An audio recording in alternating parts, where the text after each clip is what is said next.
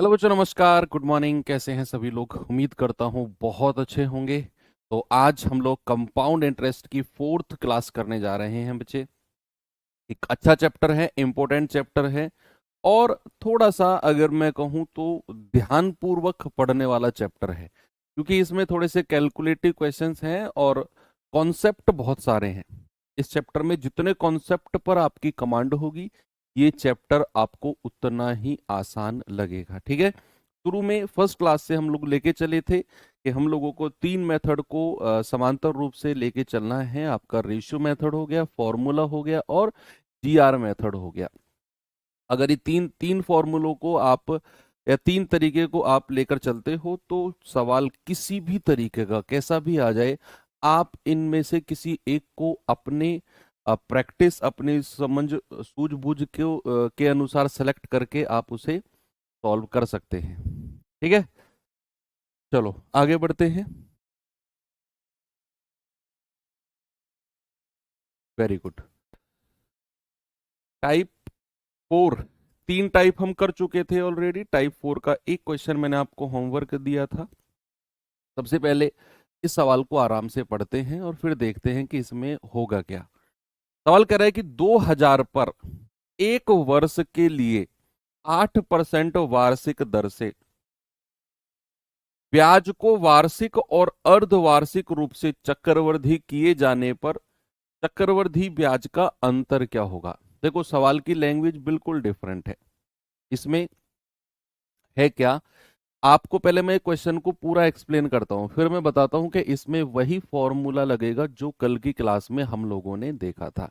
कैसे, पहले एक्सप्लेन करता हूं। देखो, मैंने आपको एक चीज बताई थी क्या फर्स्ट क्लास में, कि 1 साल का सीआई और 1 साल का एसआई दोनों बराबर होते हैं। भाई, जो डिफरेंस आना शुरू होता है, क्या वो सेकेंड ईयर से आना शुरू होता है? पहली साल तो जो साधारण ब्याज है वो चक्रवृद्धि ब्याज है। सेकंड ईयर में जब आप जाते हो तो आपको पहली साल के ब्याज के ऊपर भी ब्याज मिलता है। तो सेकंड ईयर से चीजें बढ़नी शुरू हो जाती हैं in the case of compound interest. First year में दोनों इक्वल होते हैं, सीआई और एसआई। इतनी बात सबको क्लियर है, कोई समस्या नहीं है।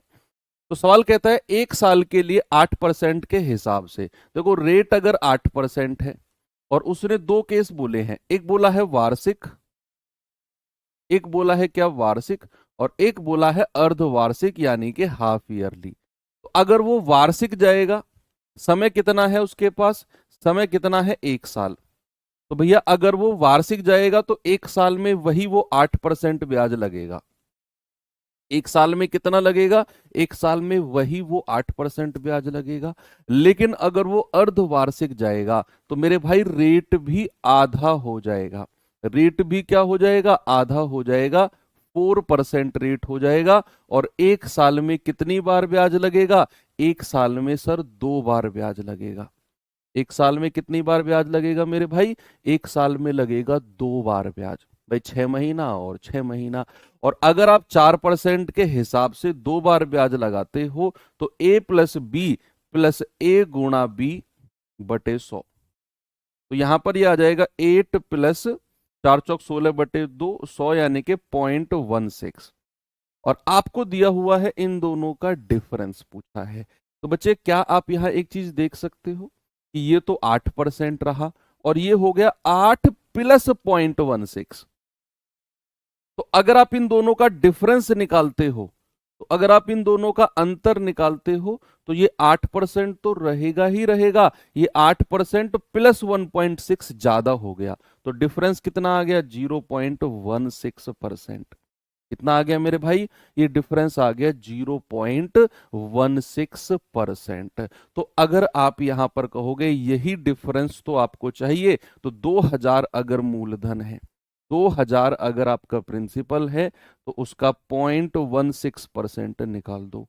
पॉइंट हटाओगे, 2 जीरो नीचे आ जाएंगी, 3 जीरो से 3 जीरो गए, 2 की 16 में गुणा करोगे 32 और डिवाइड बाई 10।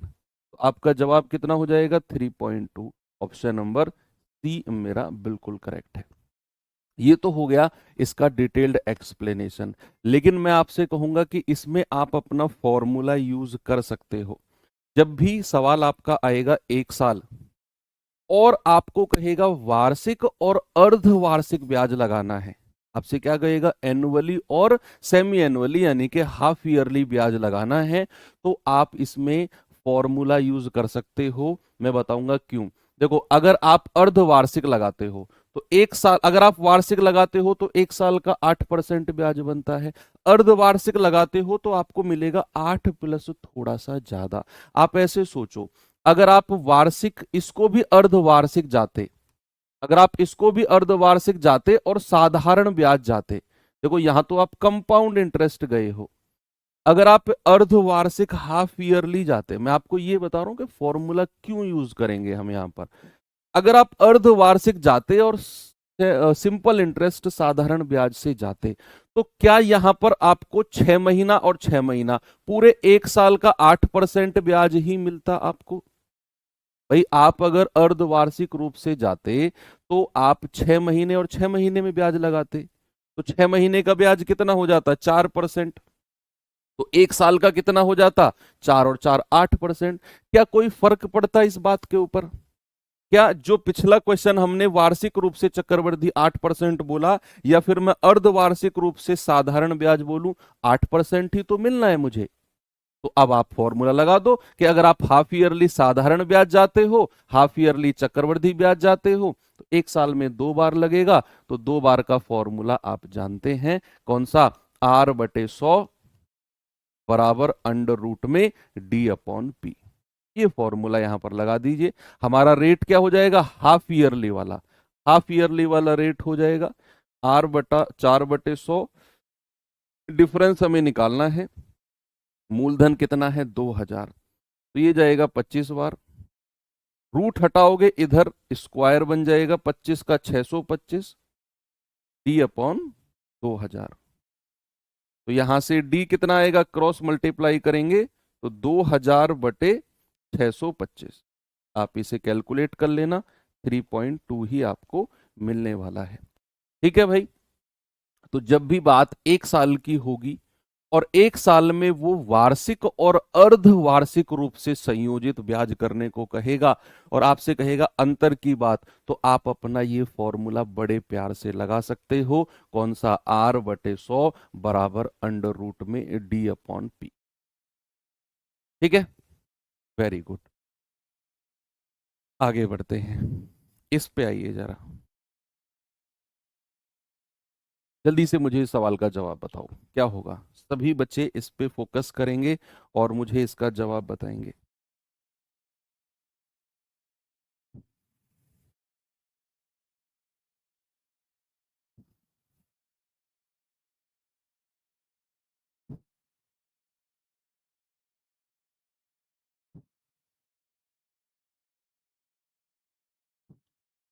Very good.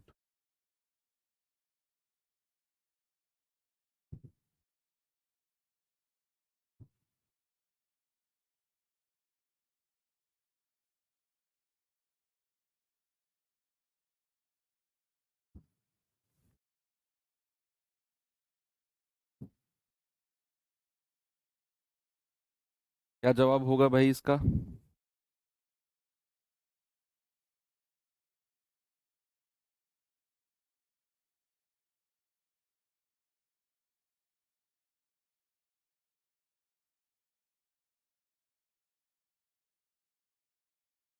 चलिए, सवाल कह रहा है कि 3660 पर 1.5 साल के लिए 10% प्रति वर्ष की दर से अर्धवार्षिक साधारण ब्याज, अर्धवार्षिक दर से साधारण ब्याज के अर्धवार्षिक आधार पर चक्रवृद्धि किए जाने पर चक्रवृद्धि ब्याज के बीच अंतर क्या होगा, और वो भी निकटतम बताना है।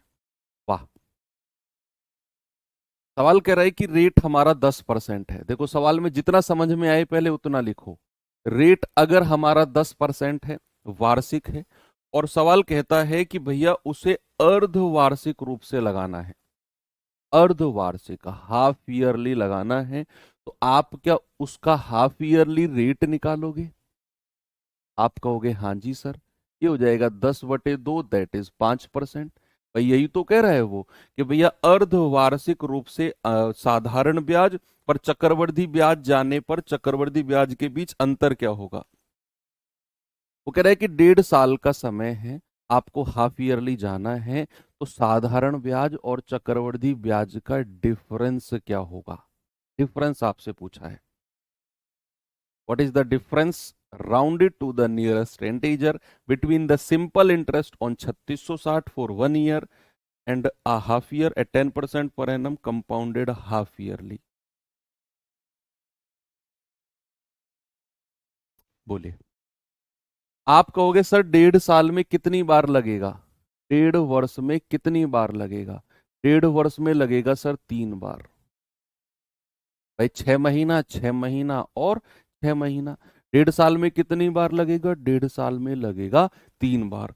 तो आपको पता है रेट 5% है, 3 बार ब्याज लगना है। सीआई और एसआई का डिफरेंस जल्दी से मुझे बता दो कितना होगा। देखो रेट अगर 5% है तो 3 साल का चक्रवृद्धि ब्याज कितना होता है, 3 साल का कंपाउंड इंटरेस्ट होता है 15.7625%। यही होता है 15.7625%। और 3 साल का साधारण ब्याज, भाई 1 साल का, या सॉरी 3 साल कह रहा हूं, 3 छमाही वर्ष का, तो 1 छमाही वर्ष का 5%, 3 छमाही का हो जाएगा पूरा का पूरा 15%। और इन दोनों का डिफरेंस कितना हो जाएगा, 0.7625%।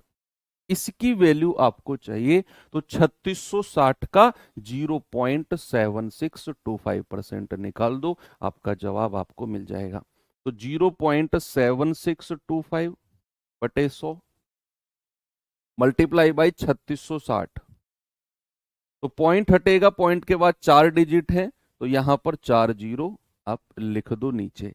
तो 25 चौके 100, 25 तिया 75, 1 0, 25 पंजे 125, 0 से 0 गया, 5 से जाएगा 200 बार और 5 से जाएगा 61 बार। ठीक है भाई, कोई समस्या नहीं है। 2 से जाएगा 100 बार और 2 से जाएगा 183 बार। ठीक है, अब क्या करें, अब मल्टीप्लाई कर लो इनकी। तो आप कहेंगे 61 तिया कितना होता है 183, हासिल का 18, 61 अट्ठे कितना होता है, 8 एकम 8, 8 छिंग 48, 488 और 18 कितना होता है 506, हासिल के 50, 61 एकम 61 और 50 कितना हो गया 6 और 5 11, तब 111 और डिवाइड बाई 4 इंटू 100। 4 से जरा डिवाइड करना इसको, या फिर 100 से डिवाइड कर दो पहले, तो ये आ जाएगा 111.63 और डिवाइड बाई 4, तो कितना आ जाएगा, ये जाएगा आपका लगभग 28 के आसपास जाएगा। भाई 28 चौके 112 होता है ना, और ये 111.63 है, उसने निकटतम पूछा है, तो ये अप्रोक्सीमेट एक 28 के आसपास जाएगा, क्योंकि 28 चौके 112 होता है। अप्रोक्सीमेट 28 आपका सही जवाब हो जाएगा। एक तो तरीका हो गया ये, एक तो तरीका हो गया ये कि रेट 5% हाफ ईयरली है, 1.5 साल में 3 बार लगेगा, 1.5 साल में 3 बार लगेगा, तो 3 बार का 5% के हिसाब से 15.7625, और 3 साल का साधारण ब्याज 5 या 15%, डिफरेंस आ गया 0.7625। और आप 3660 का इतना परसेंट निकालना था, सॉल्व करके लगभग 28%, और उसने लगभग ही पूछा है आपसे। पहला तरीका। दूसरा तरीका आप इसमें जा सकते हो भैया जीआर मेथड से। दूसरे तरीके में किससे जा सकते हैं, जीआर मेथड। क्या बोलता है जीआर मेथड, देखो जीआर मेथड के बारे में आपको ये तो पता है कि जीआर मेथड की शुरुआत ही आपके मूलधन से होती है, और बात अगर 3 बार की हो रही है तो 3 बार का जीआर होता है 331। ये होता है ना 3 बार का। अब समझते रहे ना, हो सकता है यहां से आपको कुछ नई चीज देखने को मिले। तो 3 बार का जीआर होता है 331। मूलधन कितना है 3660, यहां पर आपने लिखा। इसका 4-5% निकालो। देखो 5% जब मैं इसका निकालूंगा, समझते रहना, जब मैं इसका 5% निकालूंगा तो 10% कितना है 366, एक संख्या पहले पॉइंट। तो 366 का आधा कितना होता है? 183। भाई 2 से डिवाइड कर दो 18 और 2 से जाओगे 3, इसका भी 5% जाओ, तो 5% होता है 10% का आधा, तो 10% है 18.3, तो ये आ जाएगा 9.91.5, है ना, 2 से डिवाइड कर दिया इसको, तो ये आ जाएगा 9.15, 9.15, है ना भाई। 10% तो 18.3 है, ये तो 10% हो गया, और 5% के लिए 2 से डिवाइड करेंगे, 2 नाम 18 पॉइंट, 2 एकम 2, 2 पंजे 10, 15, और फिर इसका 5% निकालो, फिर इसका 5% निकालो, यानी कि 10% हो गया 0.9, एक संख्या पहले पॉइंट, और 2 से डिवाइड कर दो, ये आ जाएगा 0.42, लगभग अप्रोक्सीमेट ही तो जाना है हमें, क्या फर्क पड़ता है, 0.42 के आसपास। अब आपको मल्टीप्लाई करने की जरूरत नहीं है, हर संख्या, जब आप जीआर मेथड से जा रहे हो बच्चा, तो मल्टीप्लाई करने की जरूरत नहीं है, क्योंकि डिफरेंस वाले केस में ये वाला जो पार्ट होता है ना, पहले वाला, ये होगा आपका 3 वर्ष का साधारण ब्याज, 3 वर्ष का साधारण ब्याज, 3 वर्ष का साधारण ब्याज जो पहला वाला पार्ट होता है, मल्टीप्लाई करने के बाद। तो मल्टीप्लाई नहीं करना, हमें तो अंतर चाहिए, डिफरेंस चाहिए। तो ये जो सेकंड पूरा का पूरा बचा हुआ पार्ट होता है ना, ये होता है अंतर। क्या होता है? ये होता है अंतर।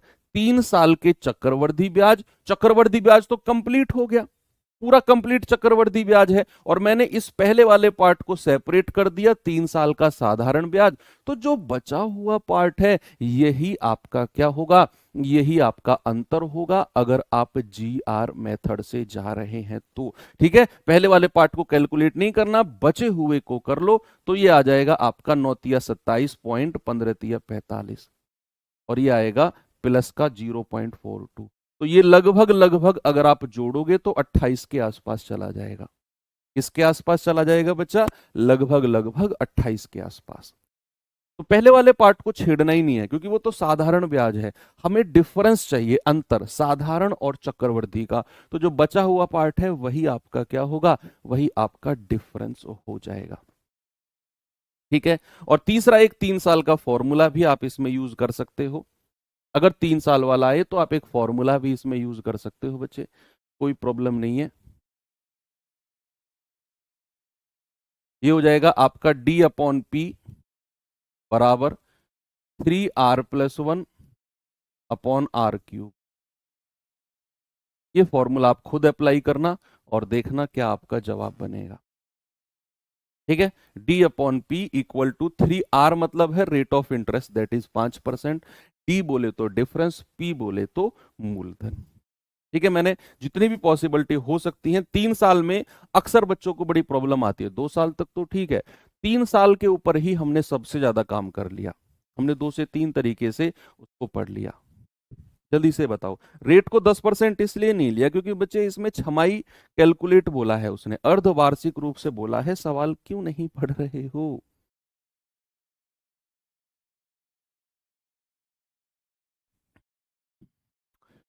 क्या कह रहा है कि R/100 वाले से आंसर नहीं आ रहा है सर?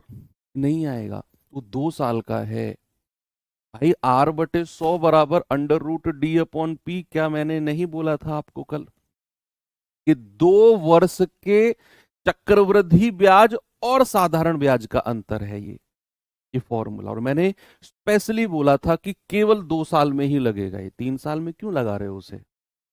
कैसे आंसर आ जाएगा?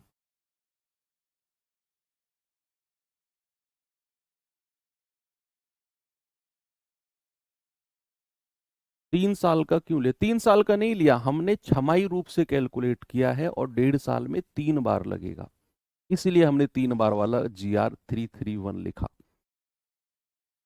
8,000 पर 1 साल के लिए 6% वार्षिक दर से वार्षिक और छमाई रूप से चक्रवृद्धि किए जाने वाले CI के बीच अंतर बताओ क्या होगा। देखो मैंने आपसे बोला जब भी समय 1 साल हो और वो वार्षिक और छमाई कैलकुलेशन के लिए बोलेगा, तो याद रखना आप 2 बार वाला फॉर्मूला लगा सकते हो, क्योंकि आपको पता है 1 साल में 2 बार ब्याज लगेगा।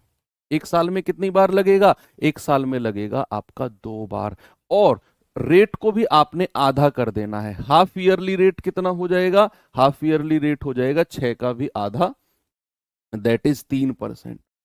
हाफ ईयरली रेट भी 3% हो जाएगा और एक साल में 2 बार लगेगा, क्योंकि उसने छमाही रूप से चक्रवृद्धि बोला है। तो यहां पर हमारा फॉर्मूला क्या लगेगा? R/100 बराबर अंडर रूट में D/P। देखो, जब भी बात आएगी 2 साल के CISI का डिफरेंस या 2 छमाही वर्ष यानी कि 1 साल, और अगर अर्धवार्षिक रूप से लगाएगा तो 1 साल में 2 बार लगेगा, तो वहां भी अगर डिफरेंस की बात करेगा तो हम ये फॉर्मूला लगाएंगे।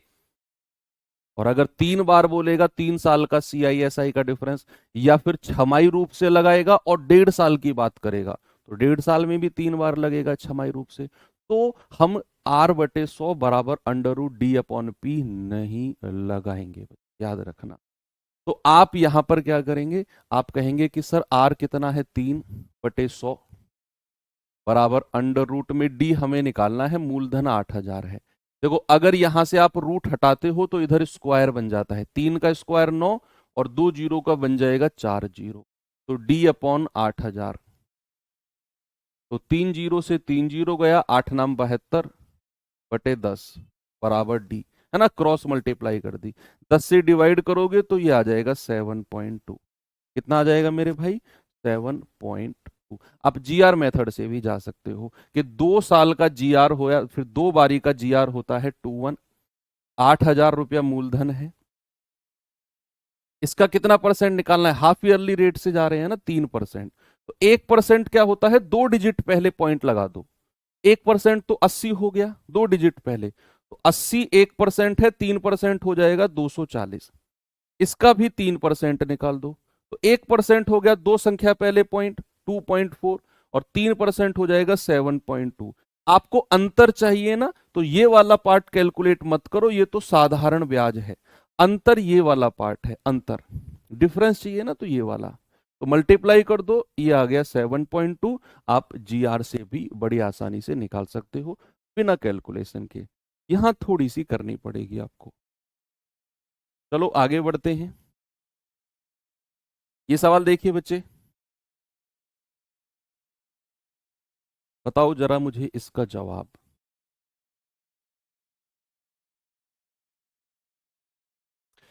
सवाल है, एक निश्चित राशि पर 3 वर्षों के लिए 4% प्रति वर्ष दर से चक्रवृद्धि ब्याज और साधारण ब्याज के बीच अंतर 152 है, तो निवेश की गई राशि कितनी है? अब आपसे मूलधन पूछ लिया और आपको 3 साल और 4% बोल दिया।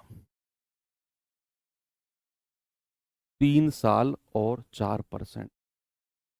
क्या आप मुझे जवाब बता सकते हैं इसका?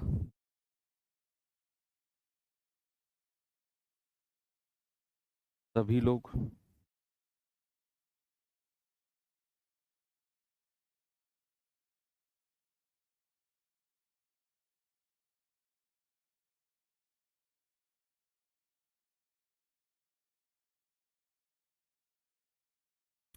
देखो, रेट अगर 4% है, रेट अगर 4% है, समय 3 साल है क्योंकि वार्षिक रूप से ही जा रहा है वो, तो रेट अगर 2 साल है, ओ सॉरी 4% है, और समय अगर 3 साल है, तो 3 साल का चक्रवृद्धि ब्याज कितना होगा? बताइए जरा मुझे। 3 साल का कंपाउंड इंटरेस्ट कितना होता है? 12.4864। जिसको प्रॉब्लम है ना, ये कहां से लिख दिया सर आपने 12.4864? पहली क्लास ओपन करो, वहां मैंने पूरा टेबल आपको बनवाया है। तो रेट अगर 4% है तो 3 साल का चक्रवृद्धि ब्याज होता है 12.4864, और साधारण ब्याज कितना होगा? सिंपल इंटरेस्ट सीधा 4 या 12%। तो इन दोनों के डिफरेंस की बात कर रहा है, तो 0.4864%, और इसी की वैल्यू हमें 152 दे रखी है, तो 0.4864 की वैल्यू 152। आपको 100% की वैल्यू चाहिए, 1% आ जाएगा 152/0.4864, और 100% की वैल्यू कितनी हो जाएगी? 100% की वैल्यू हो जाएगी 152/0.4864 और मल्टीप्लाई बाई 100। ये आप कैलकुलेट करोगे, पॉइंट के बाद 4 डिजिट हैं तो 4 जीरो और लगा दो ऊपर, बस हो गया सवाल।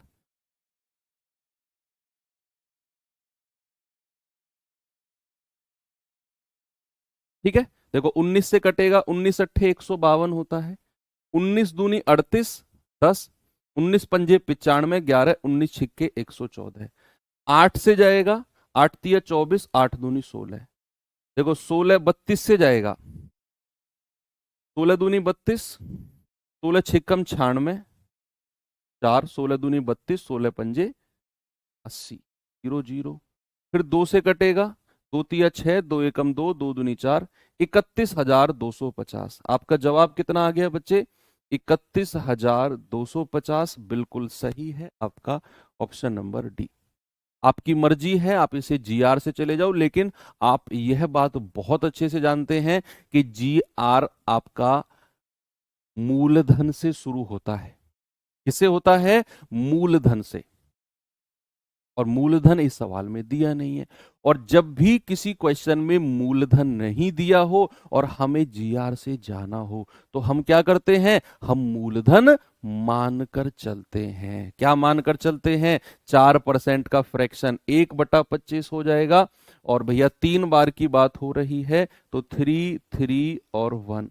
ठीक है, तो 25 की पावर कितना? 3 साल की बात है ना, 25 की पावर 3, 25 की पावर 3 आप इसका मूलधन मान लो, उसका 1/25 निकालो, कितना आ जाएगा? 25 का स्क्वायर, फिर इसका 1/25 निकालो, एक पावर कम हो जाएगी 25, फिर इसका 1/25 निकालो, कितना हो जाएगा? 1। इसको तो कैलकुलेट ही नहीं करना, हम अंतर की बात कर रहे हैं। 25 तिया 75 और एक एकम 1, कितना आ गया? 76।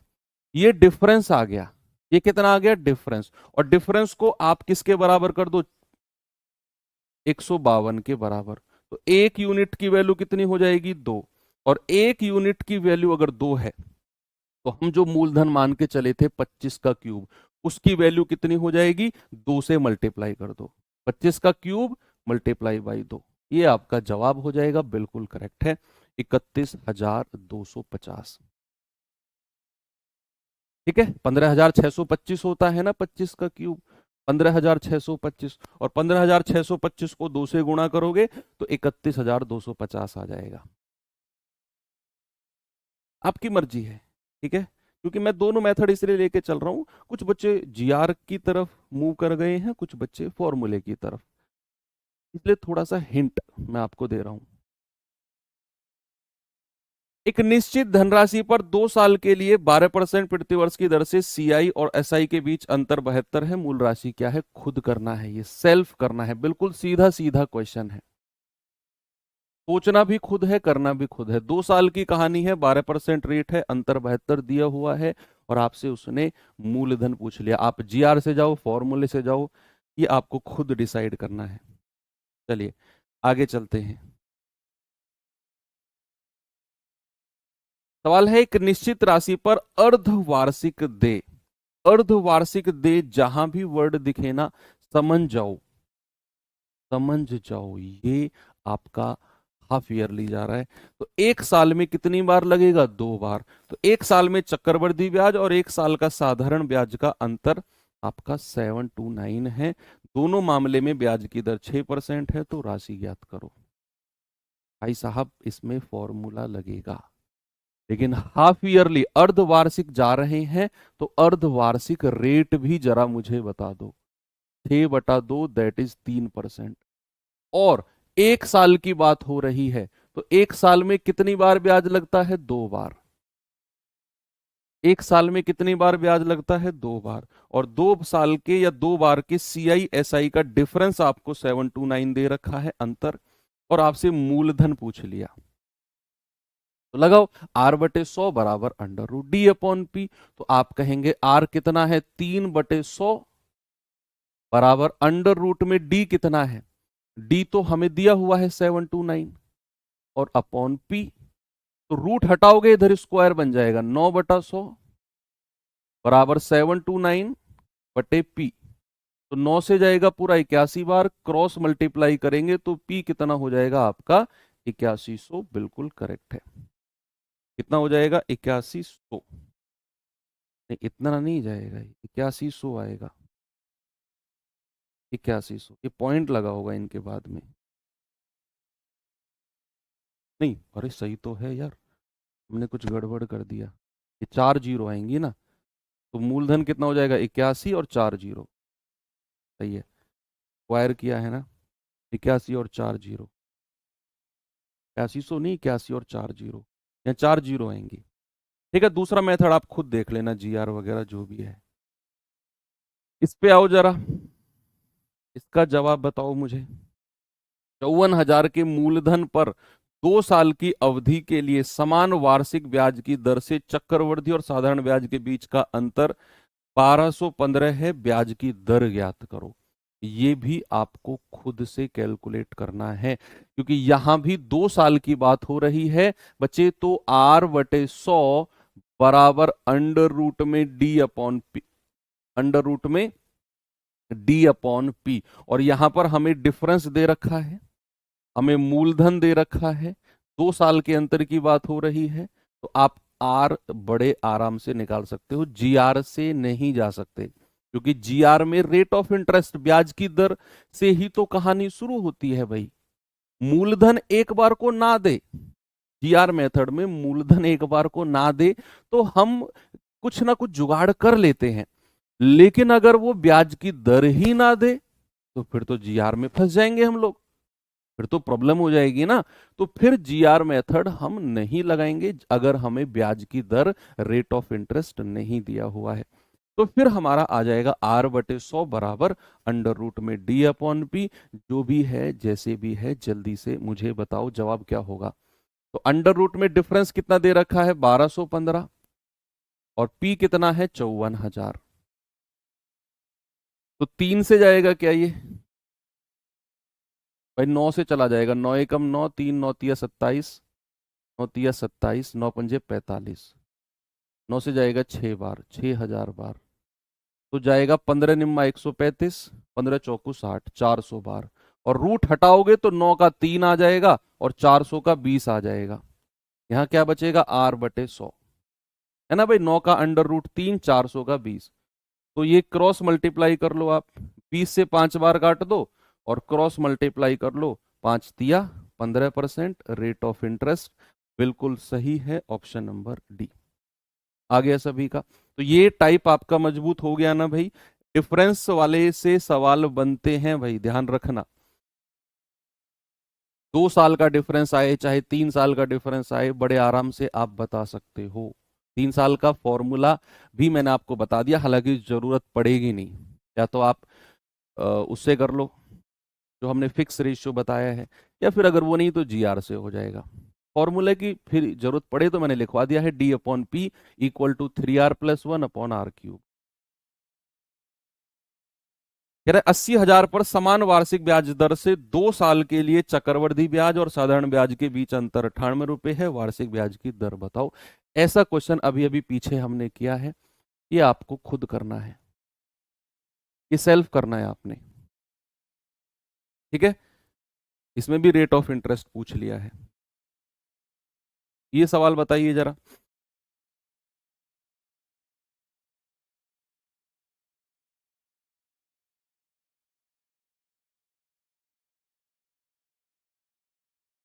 जल्दी से बताओ मुझे इसका जवाब क्या होगा।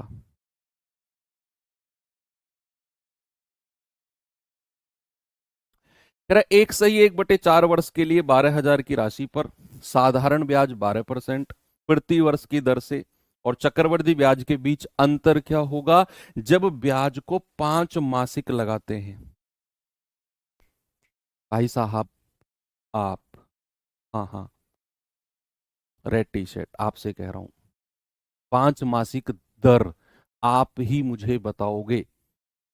सुबह सुबह नहा धो के तो बैठ गए, लेकिन सवाल का जवाब देना भी बनता है। 5 मासिक दर क्या होगी? 5 मंथली रेट कितना होगा? बताइए जरा।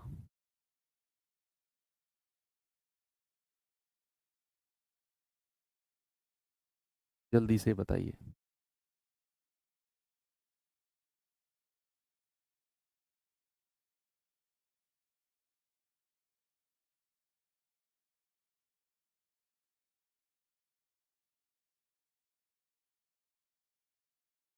Very good. देखो, हमें पता है वार्षिक ब्याज की दर कितनी है, 12%। यानी कि 12 महीने की दर, 12 महीने की दर कितनी है बच्चा, 12%। देखो, वार्षिक का मतलब क्या होता है, वार्षिक का मतलब होता है 12 महीने। तो 12 महीने की दर, 12 महीने की दर 12%। एक महीने की दर कितनी है, 1%। तो भैया 5 महीने में कैलकुलेट कर रहा है, तो 5 महीने की दर कितनी हो जाएगी, 5%, सीधा सीधा। दूसरा काम आपका है कि जो गिवन टाइम है उसमें कितनी बार ब्याज लगेगा, कितनी बार। तो आपको पता है 1/4 वर्ष है, पहले इसे महीने में बदल दो। एक वर्ष में 12 महीने प्लस 1/4 वर्ष है, इसको अगर महीने में बदलना हो तो 12 से मल्टीप्लाई कर दो।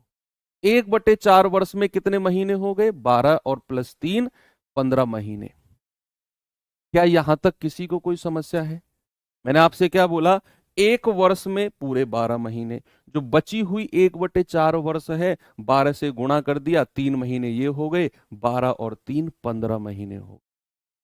अब आप मुझे बताओ, अगर मैं हर 5 महीने में ब्याज लगाता हूं तो 15 महीने में कितनी बार ब्याज लगेगा? 15 महीने में सर 3 बार ब्याज लगेगा।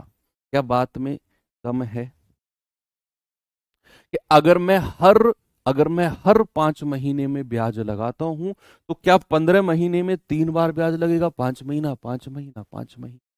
अब आपके चीज सामने पूरा जो मूवी है वो क्लियर हो गई कि रेट 5% है, 3 बार का ब्याज है, और आपको अंतर बताना है।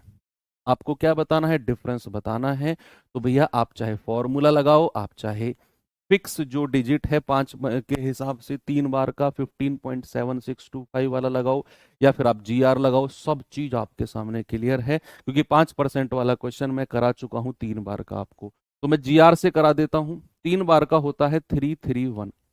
ठीक है, मूलधन से शुरुआत होगी 12,000, इसका 5% निकालो। 10% 1200 होता है, 5% आधा कर दो 600, इसका भी 5% निकालो। 10% 60 होगा, 5% आधा कर दो 30, फिर इसका भी 5% निकालो। 10% 3 होगा, 5% आधा कर दो 1.5। इससे मतलब नहीं है, हमें डिफरेंस निकालना है। ये तो साधारण ब्याज है, हमें अंतर चाहिए।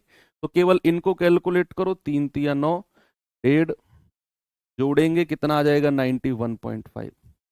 कितना आ जाएगा बच्चा, 91.5। ऑप्शन नंबर बी बिल्कुल करेक्ट है। आपकी पकड़ इस तरह के क्वेश्चन पे अब हो चुकी है। क्या मैं आगे बढ़ जाऊं? ये लास्ट क्वेश्चन और कर दो, फिर हम टाइप चेंज करते हैं जल्दी से।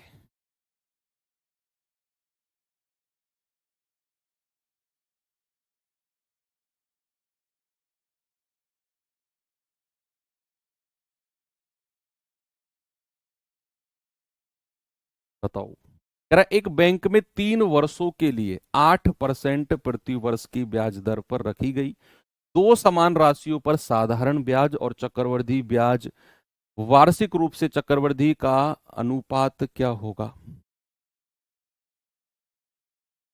3 साल के लिए 8% का रेट है, 3 साल के लिए CI और SI का रेशियो आपसे पूछा है, क्या होगा?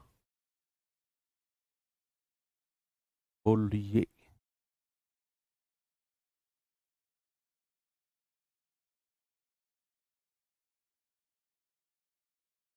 आप इसे GR से जाओगे ना, बहुत आसान बन जाएगा, क्योंकि GR में आपको 3 साल का साधारण ब्याज भी मिलेगा, जो पहले वाला पार्ट होता है, मैंने आपको लिखवाया ना, किसी क्वेश्चन में बताया था।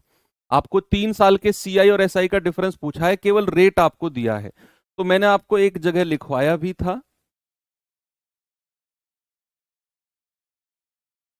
ये लिखवाया था कि भैया ये वाला पार्ट 3 साल का साधारण होगा और चक्रवृद्धि के लिए पूरा पार्ट जोड़ दो। तो उस क्वेश्चन में भी आप अगर ratio method, sorry, GR method से जाते हैं तो कहीं ना कहीं आपको थोड़ी सी आसानी मिलेगी कि भैया आपका 8% ब्याज की दर है ना, 8/100 यानी कि 2/25।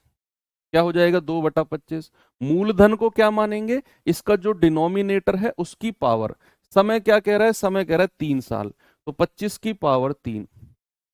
मूलधन मान के चलो 25 की पावर 3, और 3 साल का जीआर होता है 3, 3 और 1। और शुरुआत कहां से होगी, मूलधन यानी कि प्रिंसिपल से, 25 के क्यूब से। तो इसका 3/25 नहीं, 2/25 निकालो। 2/25 निकालेंगे तो 1/25 से तो 25 का स्क्वायर बचेगा, 625 की 2 में गुणा करोगे तो 1250, है ना भाई। देखो 25 का क्यूब गुणा 2/25, तो 1/25 से तो 1/25 कट के स्क्वायर बचेगा, 25 का स्क्वायर 625 की 2 में गुणा करोगे तो 1250। इसका फिर आप 2/25 निकालो तो कितना आएगा, 25 पंजे 125, 50 50 दूनी 100। फिर इसका 2/25 निकालो। रफ कॉपी है आपके पास, मेरी कैलकुलेशन में आपको कुछ दिक्कत लग रही है तो अपनी रफ कॉपी में करो इस कैलकुलेशन को, इतनी लंबी चौड़ी कैलकुलेशन नहीं है ये। तो 25 चौके 100 और 4 दूनी 8। अब हमें अलग अलग चाहिए, हमें क्या क्या चाहिए, हमें साधारण ब्याज और चक्रवृद्धि ब्याज का रेशियो चाहिए। पहले तो मल्टीप्लाई ही कर लो, कितना आएगा, 12 36, 3750 आ जाएगा। जोड़ना मत अभी रुक जाओ, 100 और 8 एकम 8। अब उसने क्या बोला है, साधारण ब्याज और चक्रवृद्धि ब्याज का रेशियो।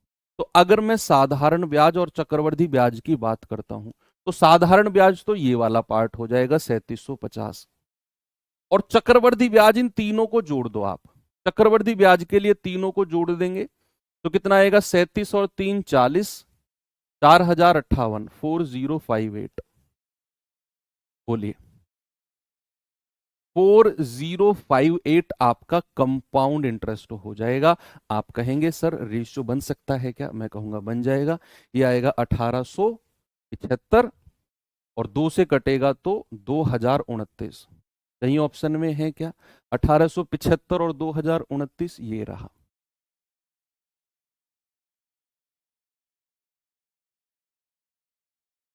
बोलिए,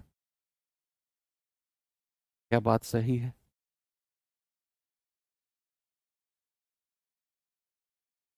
चलिए अब मैं लेकर चलता हूं आपको थोड़ा सा आगे। आगे टाइप 5 में जाने से पहले थोड़ी सी चीज हम प्रैक्टिस करते हैं, थोड़ी सी चीज समझना। बात, ये टाइप पूरा आपका कंप्लीट हो गया। अब अगर मैं आपसे कहूं कि रेट मेरे पास सपोज दैट 10% है, जो टाइप में जा रहा हूं ना उसमें क्या करना है, पूरी रूपरेखा मैं यहां पर आपको समझा दूंगा। मैंने आपसे कहा कि रेट मेरा 10% है, और 10% को मैं फ्रैक्शन में अगर लिखता हूं तो कितना लिखता हूं मैं, 1/10। यहीं से अगर मैं मूलधन और मिश्रधन, प्रिंसिपल और अमाउंट का रेशियो अगर लिखने जा रहा हूं तो मैं कैसे लिखूंगा, कि मूलधन अगर 10 है 1 साल का, 1 वर्ष के लिए, 1 साल के लिए अगर मूलधन 10 है तो 1 रुपया ब्याज है, तो मिश्रधन कितना हो जाएगा, 11। क्या 1 साल की यही कहानी है, क्या अगर मैं 1 वर्ष पे जाता हूं तो मूलधन मेरा अगर 10 है तो 1 रुपया ब्याज का मिलेगा, तो अमाउंट हो जाएगा 11, केवल 1 साल के लिए। अगर मैं 2 साल की बात करता हूं, बच्चे याद रखना, अगर मैं 2 साल की बात करता हूं, 2 साल की, तो क्या आप एक बार फिर 10 से 11 कर दोगे, क्या एक बार फिर आप 10 से 11 कर दोगे, क्योंकि भैया 1 साल के लिए 10 से 11, दूसरे साल के लिए भी 10 से 11।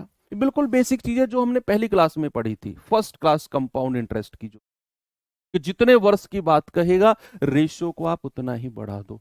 तो क्या मैं ये कह सकता हूं बच्चे, 2 साल के लिए आपका रेशियो 10 का स्क्वायर और 11 का स्क्वायर हो गया, मूलधन और मिश्रधन का। 2 साल के लिए 10 का स्क्वायर 11 का स्क्वायर हो गया कि नहीं। अगर मैं आपसे कहता हूं 3 वर्ष, अगर मैं 3 वर्ष की बात कहता हूं तो 3 वर्ष के लिए एक और 10 से 11 मल्टीप्लाई कर दो, तो ये हो जाएगा 10 का क्यूब और 11 का क्यूब। यहां 1 साल के लिए 10 की पावर 1 और 11 की पावर 1 था। अब यहां पर कुछ है, आप थोड़ा सा देखना, कि जितने वर्ष की मैं बात कर रहा हूं भैया, मूलधन और मिश्रधन की पावर भी उतनी ही जा रही है। जैसे 1 साल है तो मूलधन मिश्रधन की पावर भी एक है। 2 साल की बात हुई तो 2 बार 10 से 11, 2 बार 10 से 11, तो मूलधन की पावर भी 2, मिश्रधन की पावर भी 2। अगर मैं 3 साल पे गया तो मूलधन की पावर भी 3 और मिश्रधन की पावर भी 3। क्या बात समझ में आई? यस। ऐसे ही अगर मैं जाता जाऊं n वर्षों के लिए, n वर्षों के लिए अगर मैं गया तो मैं कहूंगा मूलधन की पावर भी n और मिश्रधन की पावर भी n। यूनिवर्सल चीज लिख दी मैंने कि मूलधन की पावर भी n और मिश्रधन की पावर भी n। जितने वर्ष आप जाओगे मूलधन और मिश्रधन की पावर भी उतनी ही होती चली जाएगी। इतना आपको समझ में आ गया। अब इस बात को एक बार फिर से बाइंड अप करो कि जितने वर्ष रहेंगे प्रिंसिपल और अमाउंट की उतनी ही पावर रहेगी। अगर मैं इस बात को रिवर्स बोलूं, उल्टा बोलूं कि भैया मूलधन और मिश्रधन की जो पावर रहेगी, क्या समय भी उतना ही होगा वर्षों में? क्या अगर मैं आपसे रिवर्स बात को बोलता हूं कि मूलधन और मिश्रधन की पावर जितनी रहेगी, फॉर एग्जाम्पल अगर मैंने आपसे बोला कि मूलधन की पावर सपोज मैंने कहा 5 और मिश्रधन की पावर भी 5, तो समय आप मुझे बता सकते हो कितना रहा होगा? मूलधन की पावर 5, मिश्रधन की पावर 5, तो समय कितना रहा होगा? सर जितनी पावर है समय रहा होगा 5 वर्ष। समय क्या रहा होगा? 5 वर्ष। जितनी प्रिंसिपल और अमाउंट की पावर होगी समय भी उतना ही होगा। एक बात तो आपको ये क्लियर हो गई। दूसरी बात क्या है? दूसरी बात है भैया वापस रिवर्स आना। रिवर्स आना कैसे? सपोज मैंने आपसे बोला कि कोई मूलधन है और कोई मिश्रधन है, कोई प्रिंसिपल है कोई अमाउंट है, और 2 वर्ष में 2 वर्ष का रेशियो 2 वर्ष का रेशियो हो गया इनका। सपोज मैंने कहा 25 और 36। 2 वर्ष का रेशियो कितना है? 25 और 36। 2 साल का रेशियो कितना है? 25 और 36। मतलब कि भैया 2 साल में मूलधन 25 से कितना हो गया? 36 हो गया। तो अब मैं आपसे पूछूंगा रेट ऑफ इंटरेस्ट बताओ। रेट ऑफ इंटरेस्ट, तो ब्याज की दर जब भी आपसे पूछेगा तो आपको सबसे पहले 1 साल का रेशियो बनाना है। सबसे पहले क्या बनाना है? सबसे पहले आपको 1 वर्ष का रेशियो अनुपात बनाना है। कितने भी वर्ष का आपको दिया हो उससे आप पहले 1 साल का रेशियो बनाओगे, तब जाकर आप बड़े आराम से बता सकते हो कि मूलधन 10 रुपया है, मिश्रधन 11। 1 रुपया ब्याज बटे मूलधन गुणा 100। 1 साल का ब्याज बटे मूलधन गुणा 100 ही आपका क्या होता है? आपका ब्याज की दर होती है। तो इसीलिए अगर मैं आपसे कहूंगा 2 वर्ष से आप 1 वर्ष का रेशियो बनाओगे, तो क्या करना होता है कि भैया जितनी यहां पर समय दिया होगा ना उतना रूट बना दो। उतना क्या कर दो? उतना रूट बना दो 36। मान लो यहां 2 साल का रेशियो दिया हुआ था और हमें 1 साल पे आना है, तो आप इसका रूट बना दो, अंडर रूट, इसकी पावर 1/2 कर दो, तो 1 साल का रेशियो हो जाएगा 5 से 6। क्यों? क्यों किया हमने ऐसा? देखो ये 10 का स्क्वायर 11 का स्क्वायर है, 2 साल का रेशियो। 2 साल का रेशियो कितना है? 10 और 11 का स्क्वायर। अगर आप 1 साल पे आना चाहते हो तो आपको 2 पावर से 1 पावर लानी पड़ेगी, और 2 पावर से 1 पावर तभी आएगी जब आप इसका अंडर रूट करोगे। ऐसे ही 3 वर्ष में 10 का क्यूब और 11 का क्यूब है, और अगर आप 1 साल पे लाना चाहते हो पावर 1 पे, तो आपको ये क्यूब हटाना पड़ेगा और उसके लिए आपको घनमूल करना पड़ेगा। घनमूल यानी कि क्यूब रूट करना पड़ेगा। ऐसे ही 5 साल है सपोज, तो 5 साल में पावर 5 5 है। आप 1 साल पे लाओगे तो आपको उसकी 5th पावर 1/5 पावर करनी पड़ेगी। इसीलिए कि अगर 2 साल से 1 साल का रेशियो लाते हैं तो अंडर रूट करते हैं। अब 1 साल में 5 से 6 हो गया, तो कितना ब्याज मिला है? 1 रुपया ब्याज। तो ब्याज की दर क्या होती है? 1 साल का ब्याज बटा मूलधन गुणा 100, तो कितना आ गया? 20%। रेट ऑफ इंटरेस्ट कितना है बच्चा? रेट ऑफ इंटरेस्ट है आपका 20%।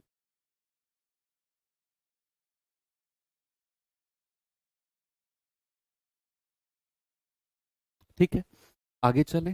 वेरी गुड, अब आप सवाल के लिए तैयार हो। चाहे आपसे ब्याज की दर पूछ ले, अगर ब्याज की दर पूछेगा तो 1 साल का रेशियो बना के लाओगे, और अगर आपसे समय पूछ लेगा तो समय के लिए क्या करोगे, आपको पता होना चाहिए जितनी पावर होगी उतना ही समय होगा। चलिए सवाल के पास चलते हैं, जरा देखिए इसे।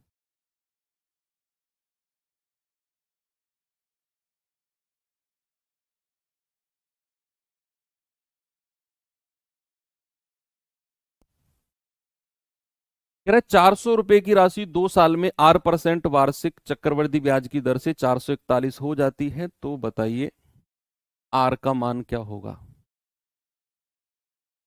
आर का मान क्या होगा, what is the value of are.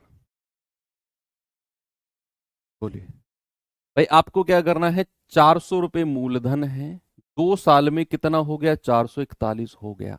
यानी कि आपको मूलधन और मिश्रधन, प्रिंसिपल और अमाउंट दोनों दे रखे हैं।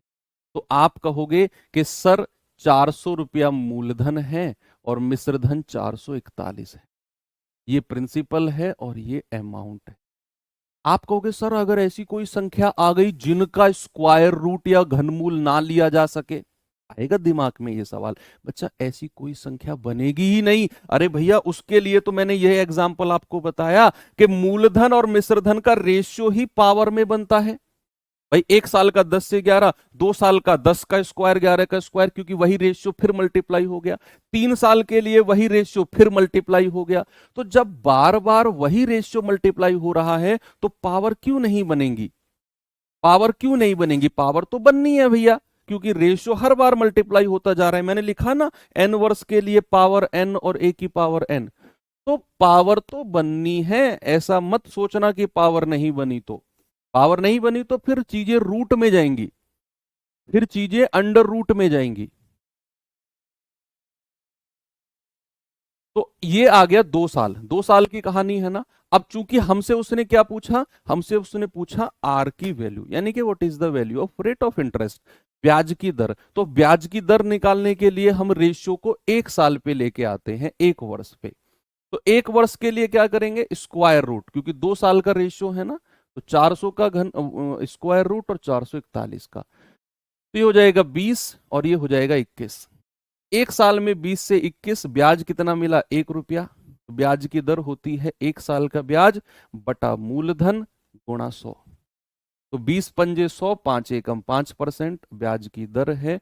ऑप्शन नंबर बी मेरा करेक्ट है, 5%। आगे चलूं, चलो एक और सवाल देता हूं, ये सवाल करना जरा।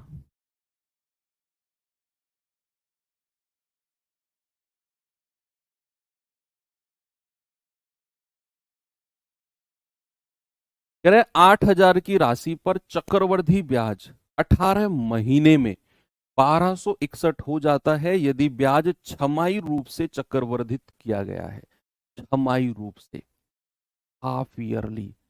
तो भैया आप मुझे बताओ, अगर मैं छमाही रूप से ब्याज को लगाता हूं तो 18 महीने में कितनी बार ब्याज लगेगा, क्योंकि समय मुझे 18 महीने दिया हुआ है। और अगर मैं छमाही रूप से लगाता हूं तो क्या 18 महीने में 3 बार ब्याज लगेगा, 6 महीना 6 महीना 6 महीना। क्या 18 महीने में छमाही रूप से मेरे भाई 3 बार ब्याज लगेगा कि नहीं लगेगा। आप कहोगे हाँ जी सर बिल्कुल लगेगा। तो यहां पर अब आपको ये पता है कि मूलधन 8,000 रुपया, 1261 ब्याज है, तो मिश्रधन कितना हो जाएगा, मूलधन प्लस ब्याज। तो मूलधन और मिश्रधन का रेशियो लिख लो कि भैया यहां पर मैं प्रिंसिपल, यहां पर मैं अमाउंट लिखता हूं। तो ये हो गया 8,000, मिश्रधन कितना हो जाएगा, दोनों को जोड़ दो, दोनों को जोड़ोगे ये आएगा 9261, 9261। ये संख्या मैंने पहले भी जिक्र किया इसका, और मैंने बोला ये बड़ी इंपॉर्टेंट है, ये बड़ी इंपॉर्टेंट है 9261। 9261 कहां से आया भैया, 8,000 मेरा प्रिंसिपल है और ये ब्याज है। तो प्रिंसिपल और ब्याज को दोनों को जोड़ते हो तो क्या मिलता है, अमाउंट, यानी कि मिश्रधन। दोनों को जोड़ दिया और ये 3 बार का है, 3 छमाही वर्ष का है।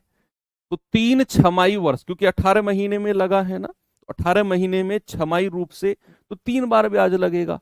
तो 3 बारी में 8,000 का मूलधन आपको 9261 अमाउंट दे रहा है। तो एक बार में कितना देगा भाई? 3 बार का है तो आप इसका घनमूल कर दो। 2 बार का होता तो वर्गमूल करते, 3 बार का है तो घनमूल कर दो। 9261 का घनमूल, घनमूल कर दो। आप कहोगे सर 8,000 का घनमूल 20 होता है, क्योंकि 20 का क्यूब 8,000 है। और 9261 ये संख्या को दिमाग में सेट कर लो, ये 21 का क्यूब होता है, 21 का घन। तो 9261 का घनमूल हो जाएगा 21। तो एक छमाई वर्ष में, एक छमाई, एक बारी का मतलब है एक छमाई, एक छमाई में क्या हो गया? एक छमाई में 20 से 21 हो गया, तो +1 ब्याज। तो रेट ऑफ इंटरेस्ट निकालना हो तो 1/20 गुणा 100। आप कहोगे सर 5%। ये जो 5% आया है ना, ये हाफ ईयरली रेट आया है, अर्धवार्षिक दर। जो 5% आपने निकाली है ना बच्चा, ये अर्धवार्षिक दर आई है। लेकिन हमें क्या पूछा है? वार्षिक ब्याज की दर। हमें क्या पूछा है? वार्षिक, क्योंकि 5% ऑप्शन में नहीं है ना, तो फिर वो वार्षिक ही पूछ रहा है। तो वार्षिक दर के लिए क्या करेंगे? अर्धवार्षिक को 2 से मल्टीप्लाई कर दो। एनुअल रेट को क्या करेंगे? हाफ ईयरली रेट को 2 से मल्टीप्लाई कर दो। ये वार्षिक दर आ जाएगी 10%। ऑप्शन नंबर ए बिल्कुल करेक्ट है।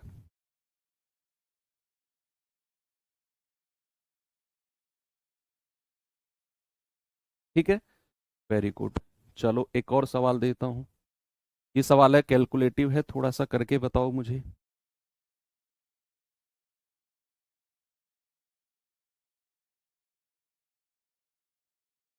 कह रहा है कि 9500 की राशि चक्रवृद्धि ब्याज पर 2 वर्षों में 11,704.95 हो जाती है, तो ब्याज की दर बताओ क्या होगी?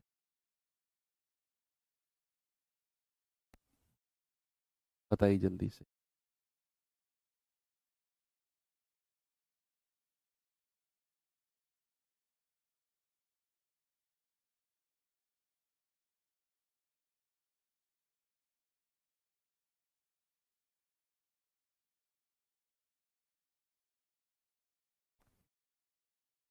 कैसे करेंगे भाई? मूलधन कितना है? 9500। मिश्रधन कितना है? 11,704। तो मैंने यहां पे लिखा 9500, अमाउंट लिखा है 11,704.95। अब उसने कहा ये 2 साल में है, 1 साल के लिए क्या करेंगे? इसका वर्गमूल। भाई ब्याज की दर निकालनी है तो 2 साल से 1 साल पे आना पड़ेगा, और हम वर्गमूल निकालेंगे। लेकिन प्रॉब्लम क्या है कि 9500 का वर्गमूल निकाल नहीं सकते, क्योंकि 9500 परफेक्ट स्क्वायर ही नहीं है, 9500 पूर्ण पूर्ण वर्ग नहीं है। तो फिर हम क्या करेंगे? वर्गमूल निकालने से पहले इन दोनों का अनुपात थोड़ा सा छोटा कर लेंगे।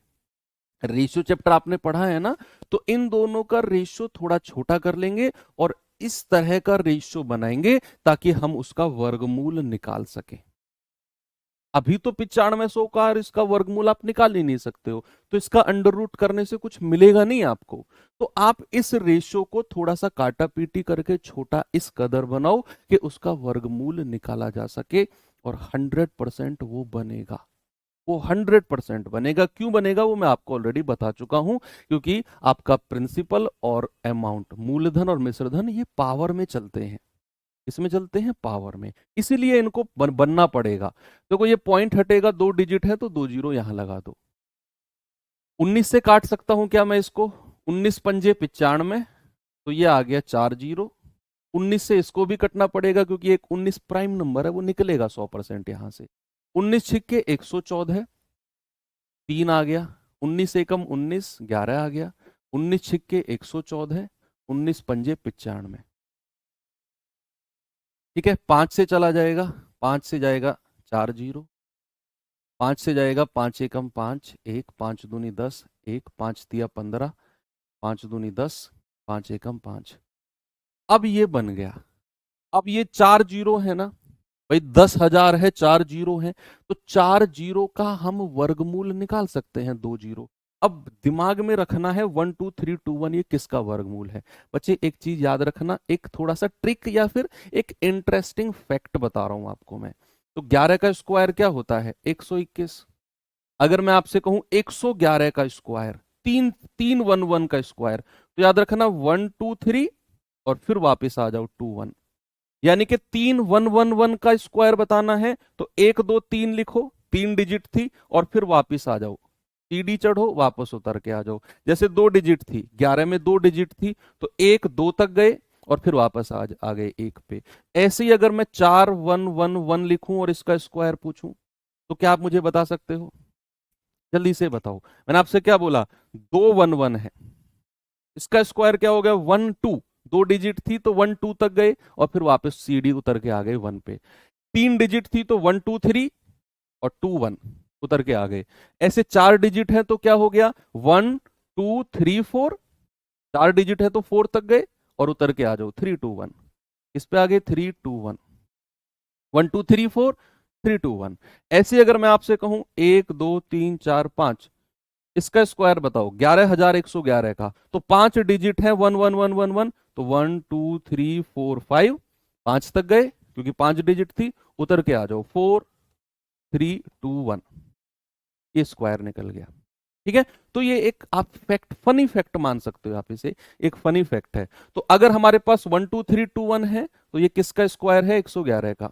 तो अगर मैं यहां पर एक वर्ष की बात करता हूं, तो एक वर्ष के लिए अंडर रूट ऑफ 4 जीरो और अंडर रूट ऑफ 1 2 3 2 1।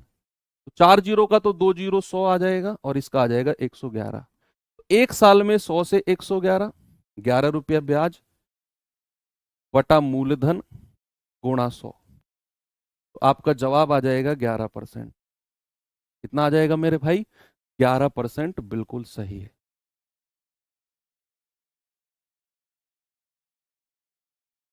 ठीक है, आगे बढ़े। चलो इस सवाल पे आओ जरा।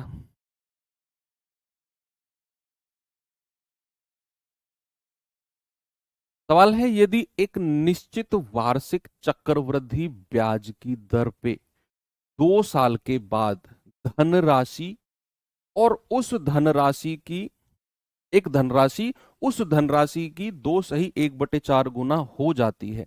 ये वर्ड सुना सुना सा लग रहा है क्या, हो जाती है, मतलब he is talking about amount. वो मिश्र धन की बात कर रहा है।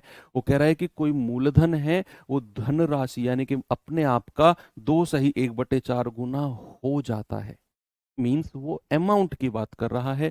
तो ब्याज की दर, तो सबसे पहले 2 सही 1/4 को सही से लिखो, 4 दूनी 8 और 1 9/4 गुना। मतलब नीचे वाली संख्या अगर मूलधन है तो ऊपर वाली संख्या अमाउंट है, ऐसा सवाल ने बोला। देखो अगर मैं आपसे कहूं कि कोई धनराशि मान लो 6/5 गुना हो जाती है, 6/5 गुना हो जाती है, सपोज अगर मैंने ऐसे लिखा, तो इसका मतलब है कि ये अगर मेरी ओरिजिनल धनराशि है, ये अगर मेरा मूलधन है, तो 6 हो गया वो, ये 6 क्या है, मेरा अमाउंट है। वृद्धि हो जाती है नहीं लिखा उसने, या ऐसे नहीं लिखा कि 5 में 6 जोड़ दो। ये 5 में 6 कब जोड़ते, जब वो ये कहता 6/5 की वृद्धि हो जाती है। वृद्धि वर्ड यूज नहीं किया, वृद्धि कहता तो मैं 6 और 5 11 लिखता, लेकिन उसने बोला 6/5 गुना हो गई। इट मीन्स ये 6 आपकी होने वाली वैल्यू है, दैट इज अमाउंट। तो यहां पर भी अगर मैं देख पा रहा हूं, तो भैया उसने बोला है 2 सही 1/4 गुना हो गई। मतलब अगर मेरा प्रिंसिपल 4 यूनिट है तो मेरा अमाउंट कितना है, 9 यूनिट। कितने साल में, 2 साल में। 2 साल में, तो एक साल के लिए क्या करेंगे, under root of 4 under root of 9, that is 2 3।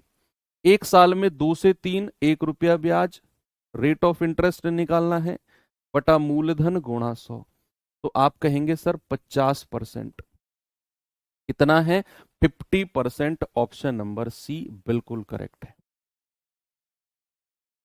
चलें आगे, वेरी गुड।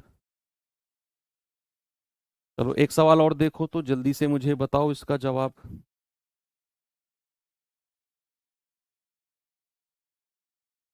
कह रहा है यदि कोई राशि 3 वर्षों में, यदि कोई राशि 3 वर्षों में 1331/729 गुना हो जाती है, तो बताइए चक्रवृद्धि ब्याज की दर क्या होगी? बोलिए भाई। मूलधन कितना है? अब तो आप डायरेक्ट लिखो नीचे वाली संख्या 729, और मिश्रधन कितना हो गई 1331, और कितने साल में? 3 साल में। तो 3 साल से 1 साल पे अगर हमें आना है तो घनमूल करना पड़ेगा। क्या करना पड़ेगा बच्चे? क्यूब रूट करना पड़ेगा। घनमूल 1331, तो 729 का होता है 9, और 1331 का होता है 11। तो 1 साल में 9 से 11, ब्याज कितना बढ़ा? 2 रुपया। रेट ऑफ इंटरेस्ट कितना हो जाएगा? 2/9 मल्टीप्लाई बाई 100, तो ये आ गया 200/9%। तो 9 दूनी 18, 9 दूनी 18, 22 सही, 2/9%। आपका जवाब है ऑप्शन नंबर सी, बिल्कुल करेक्ट है।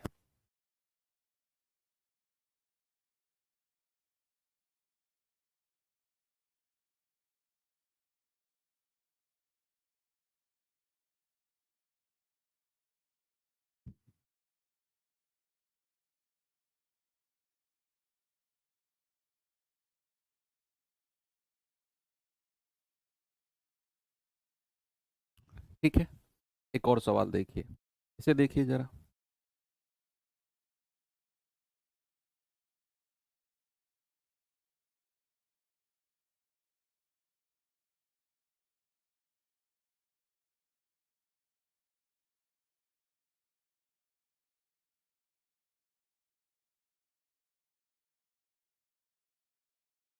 कह रहा है यदि 6400 को 25% वार्षिक रूप से चक्रवृद्धि किया गया, तो 12500 का मिश्रधन कितने समय में प्राप्त होगा? यहां अब आपसे उसने टाइम क्या?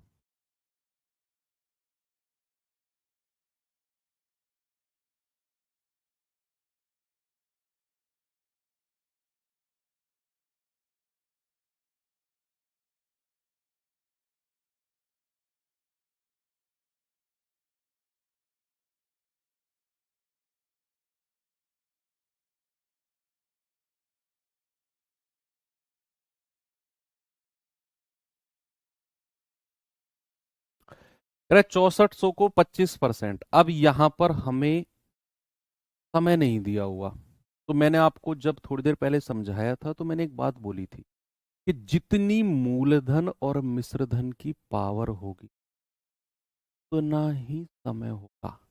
तो हमें ये देखना है कि ये मूलधन और मिश्रधन की पावर कितनी बन रही है, और वो पावर किस किस की बनेगी वो जरा सोचना है, रेट ऑफ इंटरेस्ट से। तो 25% का फ्रैक्शन क्या होगा?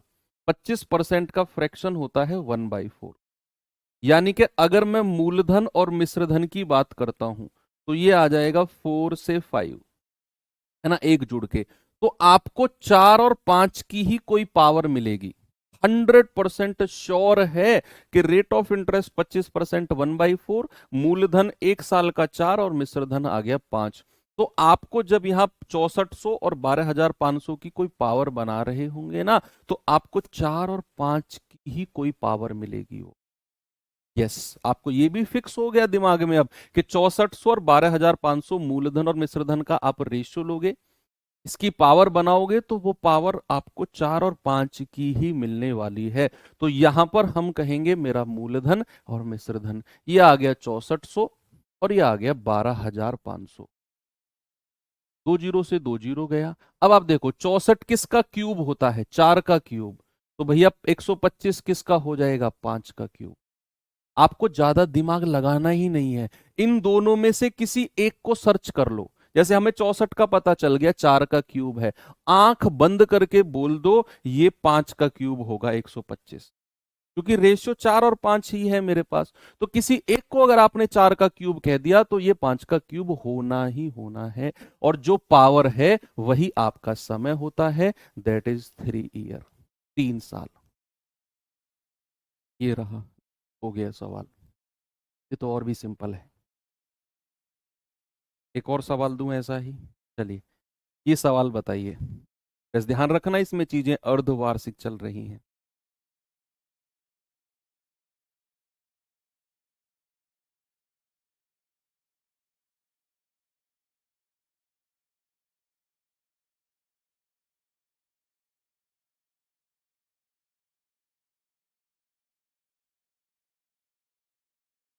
कितने समय में 3125 की राशि 3515.2 हो जाएगी? यस। ब्याज की दर 8% है और ब्याज अर्धवार्षिक रूप से संयोजित होता है।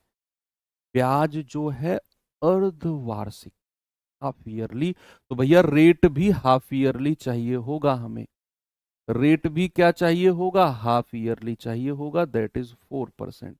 और 4% का फ्रैक्शन होता है 1/25, यानी कि आपका जो रेशियो आपको मिलेगा वो 25 और 26 का रेशियो मिलेगा। भाई मैंने क्या बोला?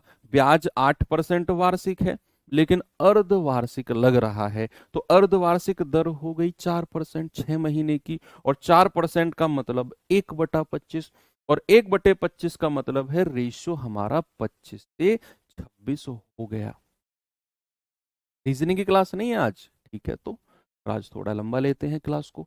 ओके, एक और टाइप हम कंप्लीट कर लेंगे ताकि ये चैप्टर हमारा कल कंप्लीट हो जाए।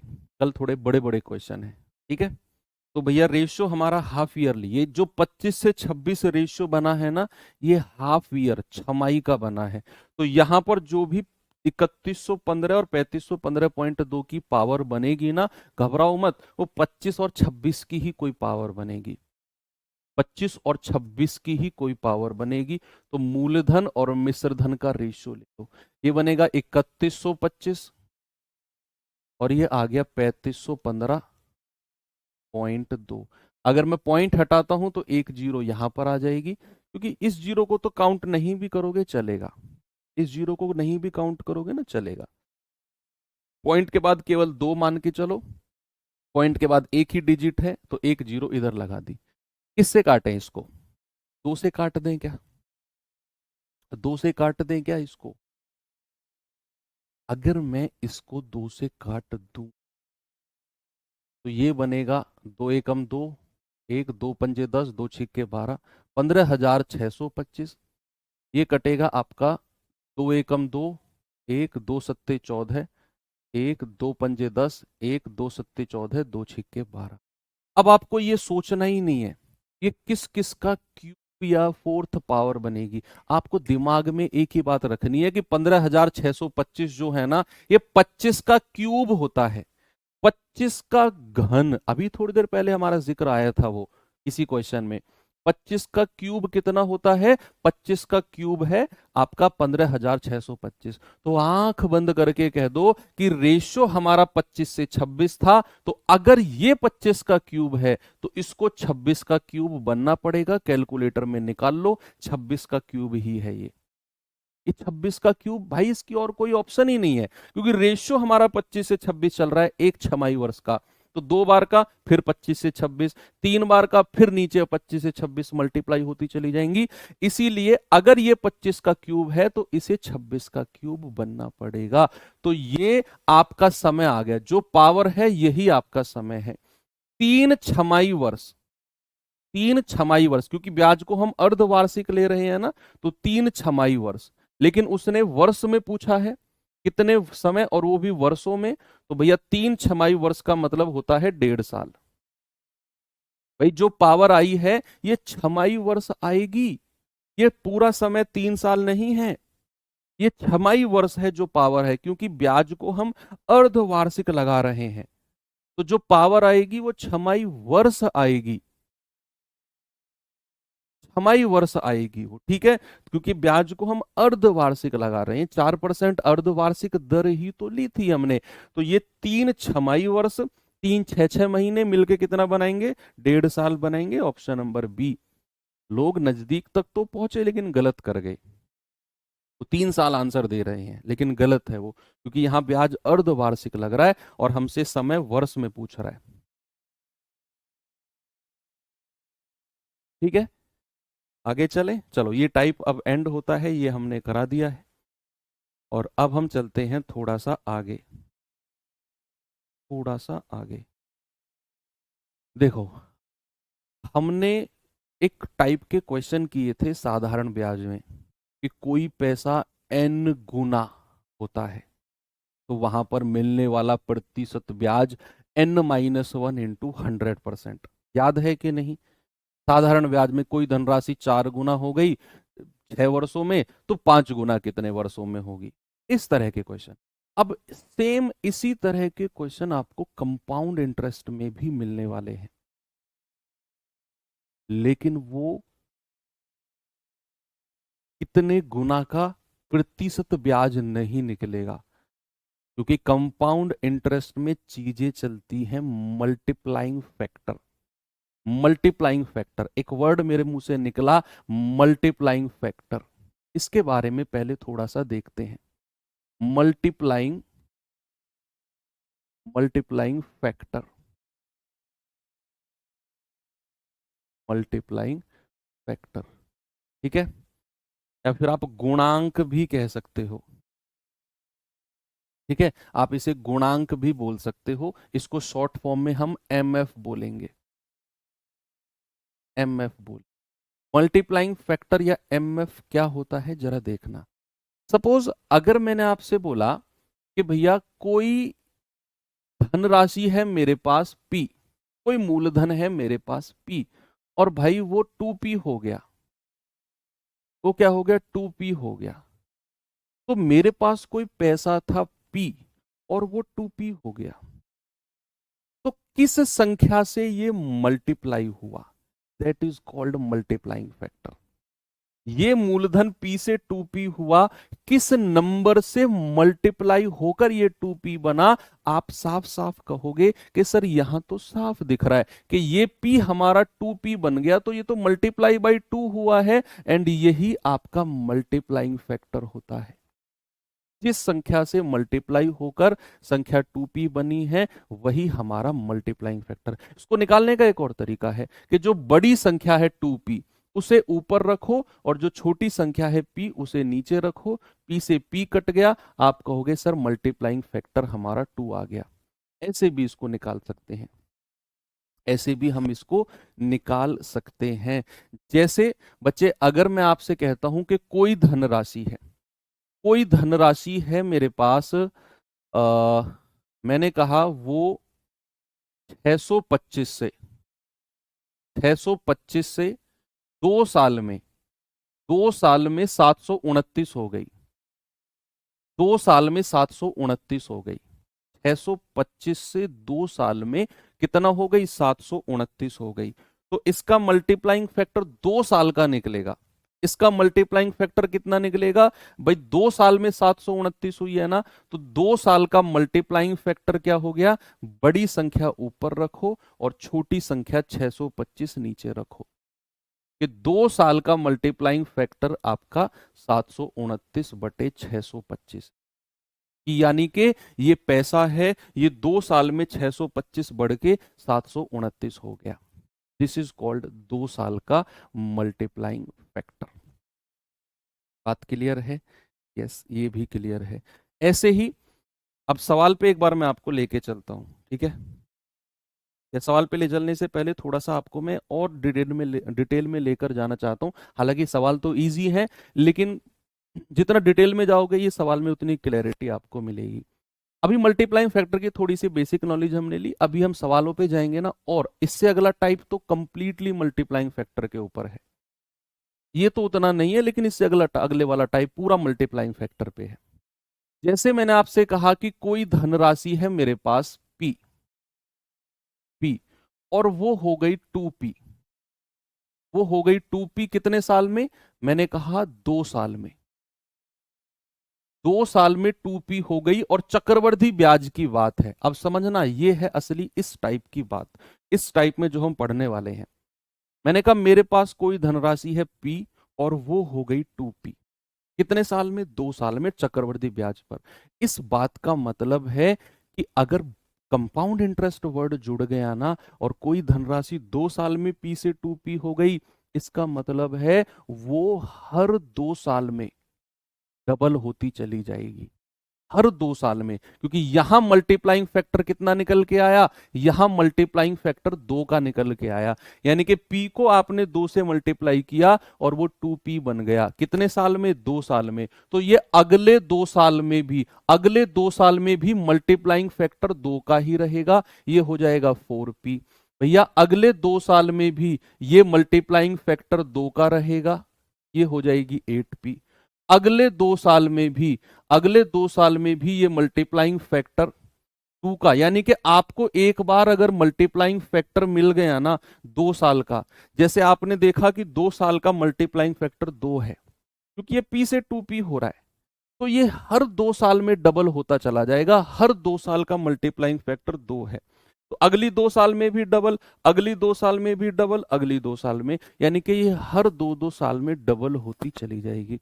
अब यहां पर एक छोटा सा जादू आप देखेंगे कि अगर ये 2 की पावर 1 है, अगर ये 2 की पावर 1 हुआ, तो अगली 2 साल में 2 की पावर 2 हो गया, फिर अगली 2 साल में 2 की पावर 3 हो गया, फिर अगली 2 साल में 2 की पावर 4 हो गया।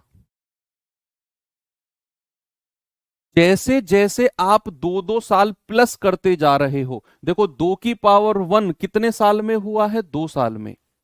2 की पावर 1 कितने साल में हुआ? 2 साल में। 2 की पावर 2 कितने साल में हुआ? 2 + 2 4 साल में। 2 की पावर 3 8 गुना कितने साल में हुआ है भैया? 8 गुना। 8 गुना कितने साल में हुआ? 2 2 2, यानी कि 2 + 2 + 2 ईयर में। अगर मैं कहूंगा 16 गुना, यानी कि 2 की पावर 4 कितने साल में हुआ है? 2 + 2 + 2 + 2, 2 + 2 + 2 + 2। यहां पर एक जादू आप देखोगे कि जो धनराशि है, जो पैसा है, वो तो पावर में चलता है। भाई जो धनराशि है p से 2p, फिर 4p, फिर 8p, फिर 16, फिर 32, तो पावर में चलेगा। 2 की पावर 1, 2 की पावर 2, 2 की पावर 3, 2 की पावर 4, 2 की पावर 5। लेकिन जो समय है ना, वो प्लस में होता चला जाएगा, समय पावर में नहीं चलेगा। क्योंकि हमने देखा 2 की पावर 1 हुआ है 2 साल में, 2 की पावर 2 कितने साल में हुआ है? 2 + 2 4 साल में। 2 की पावर 3 कितने साल में हुआ है? 2 + 2 + 2 8 साल में। 2 की पावर 4 कितने साल में हुआ है? 2 + 2 + 2 + 2, यानी कि 8 साल में। समय प्लस में होता चला जाएगा और पावर हमारी बढ़ती चली जाएगी। जितनी पावर बढ़ेगी, समय भी उतना ही प्लस में आपका होता चला जाएगा। अब ये चीज आप थोड़ा सा क्वेश्चन से समझोगे। देखना, क्वेश्चन को पहले मैं आपको बहुत डिटेल में समझाऊंगा, फिर मैं एक छोटी सी ट्रिक बता दूंगा, आपने उसे ही फॉलो करना है। जैसे सवाल ने कहा कि यदि ब्याज वार्षिक रूप से संयोजित होता है, तो चक्रवृद्धि ब्याज की एक निश्चित दर पर कोई धनराशि 12 वर्ष में दोगुना हो जाती है, तो बताइए कितने वर्ष में 8 गुना हो जाएगी। सवाल 2 ही लाइन का था। सवाल तो अगर यहां से लिखता ना कि कोई धनराशि 12 वर्ष में दोगुना हो जाएगी, कितने साल में 8 गुना हो जाएगी चक्रवृद्धि ब्याज पर, ये ऊपर की 2 लाइन तो खामा खा उसने जोड़ी है कि कोई धनराशि चक्रवृद्धि ब्याज पर 12 साल में दोगुना हो गई, तो कितने साल में 8 गुना हो जाएगी। देखो 12 साल में दोगुना, 12 साल में दोगुना, इस बात का मतलब क्या है? दोगुने का मतलब क्या है? 2 की पावर 1। भाई 2 की पावर 1 ही तो होता है दोगुने का मतलब, यही तो मैंने देखा यहां पर कि दोगुने का मतलब है 2 की पावर 1, p से 2p हुआ है। तो 2 की पावर 1 कितने साल में? 12 साल में। अगर मैं यहां पावर चढ़ाता हूं तो 2 की पावर 2 कितने साल में हो जाएगा? 12 + 12 साल में। भाई इधर तो पावर बढ़ेगी और समय प्लस होगा। जैसे मैंने यहां पे देखा कि 2 की पावर 1 2 साल में, 2 की पावर 2 2 + 2, समय प्लस होता जा रहा है और पैसा पावर में बढ़ता जा रहा है। तो अगर मैंने कहा 2 की पावर 1 12 साल में है, क्योंकि सवाल ने बोला, तो 2 की पावर 2 कितने में हो जाएगा? 12 + 12। 2 की पावर 3 कितने में हो जाएगा? 12 + 12 + 12। और सवाल ने वही पूछा 8 गुना। 2 की पावर 3 क्या होता है? 8 गुना। आपका जवाब कितना हो जाएगा? 36 वर्ष में। भाई 8 गुने का मतलब है 2 की पावर 3 और आपका जवाब है 36 वर्ष। लेकिन आप इसे डायरेक्ट कैसे करोगे? आपके एग्जाम में अगर ये सवाल आएगा तो इसे डायरेक्ट कैसे टैकल करना है, देखना। करेक्ट। आपको ये देखना है 2 की पावर 1 12 साल में है, तो 2 की पावर 1 बराबर लिख दो 12 वर्ष। कितना वर्ष? 12 वर्ष। जो गिवन है हमें वो लिख दिया। फिर आप ये देखो उसने पूछा क्या है, और आपको ये जानकर बहुत खुशी होगी कि जो वो पूछेगा ना वो 2 की ही कोई पावर होगी। तो क्या होगी? वो 2 की ही कोई पावर होगी। तो अगर उसने 8 गुना पूछा तो 8 गुने का मतलब है 2 की पावर 3। क्या पूछा है उसने? 2 की पावर 3। तो यहां पर हमें दिया है 2 की पावर 1 12 साल में, और पूछा है 2 की पावर 3 कितने साल में होगा। सामने देखना बच्चे, जो ये पावर पूछी है ना, इसकी मल्टीप्लाई कर दो समय में, जो 1 पावर का समय दिया हुआ है, तो आपका जवाब आ जाएगा 36 साल। क्या करना है फिर से देखो, उसने आपको दिया है 2 गुना 12 साल में। 2 गुना का मतलब है 2 की पावर 1, यही होता है 12 साल, हमने लिख दिया। और हमसे पूछा 8 गुना, हमने कहा ये 8 गुना 2 की ही कोई पावर होगी, तो 2 की पावर 3 होता है। तो जो 2 की पावर 3 है इसकी मल्टीप्लाई 12 साल में कर दो, 36 आपका जवाब आ जाएगा। 36 क्या होगा आपका? बिल्कुल परफेक्ट जवाब होगा। ये सवाल बताइए जरा।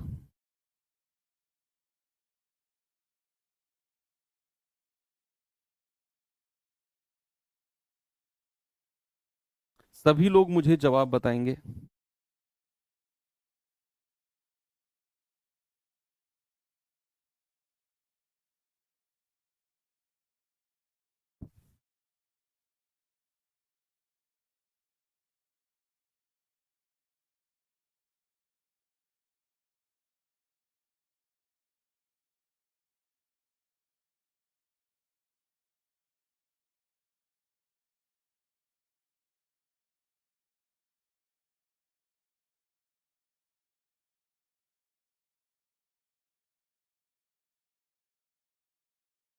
सवाल कह रहा है कोई धनराशि वार्षिक रूप से संयोजित होने पर चक्रवृद्धि ब्याज पर 5 साल में अपने आप का दोगुना हो जाती है, कितने साल में 4 गुना होगी? कितने साल में 4 गुना? देखो 5 साल में दोगुना, दोगुने का मतलब है 2 की पावर 1, कितने साल में? 5 वर्ष में। क्या पूछा उसने? उसने आपसे पूछा है कितने साल में 4 गुना। 4 गुने को हम 2 की ही पावर में लिखेंगे, 2 की पावर 2। क्या लिखेंगे बच्चा? 2 की पावर 2। हमें पता है 2 की पावर 1 5 साल में हो रही है, तो 2 की पावर 2 के लिए क्या करेंगे? इस पावर को मल्टीप्लाई कर दो 5 से, आपका जवाब आ जाएगा पूरे 10 वर्ष में। क्या आएगा? पूरे 10 वर्ष में। ऑप्शन नंबर बी बिल्कुल करेक्ट जवाब आपका हो जाएगा। ये सवाल देखना जरा।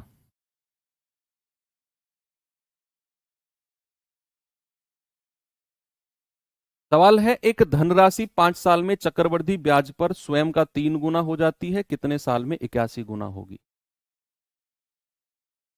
कितने वर्ष में यह 81 गुना हो जाएगी? जरा मुझे बताओ।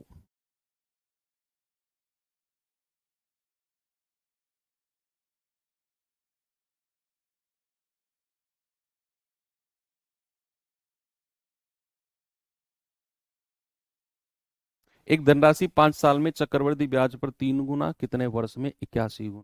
देखो 3 गुने का मतलब क्या है? 3 गुने का मतलब है 3 की पावर 1। आप कहोगे सर ये तो 5 साल में है, और उसने पूछा क्या है? उसने पूछा है 81 गुना। तो ये 81 गुना 3 की ही कोई पावर होगी, और कितनी है ये? 3 की पावर 4। कितनी है मेरे भाई? 3 की पावर 4। तो आप कहोगे 3 की पावर 1 अगर 5 साल में है, तो 3 की पावर 4 कितने साल में होगी? पावर को समय से गुणा कर दो, 20 साल में। कितने साल में? 20 साल में। अब मैं एक दो क्वेश्चन अलग से लिख कर आपको करवाता हूं, देखता हूं कौन उसका जवाब सही से मुझे दे पाएगा। मैंने आपसे पूछा कोई धनराशि 4 गुना, कोई धनराशि 4 गुना जो है वो 6 वर्ष में होती है, तो जरा मुझे बताइए 8 गुना कितने वर्ष में हो जाएगी? ये मेरा क्वेश्चन है आपसे।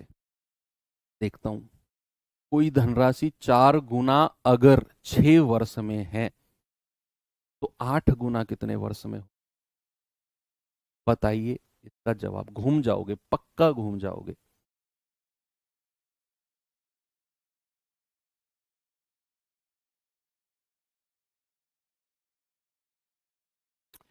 आप कहोगे सर अभी तक आपने जो 2-3 सवाल कराए ये तो सारे के सारे कॉन्सेप्ट से अलग है कि 4 गुने का आप ऐसे करोगे, 4 गुने का मतलब है 4 की पावर 1 6 साल में।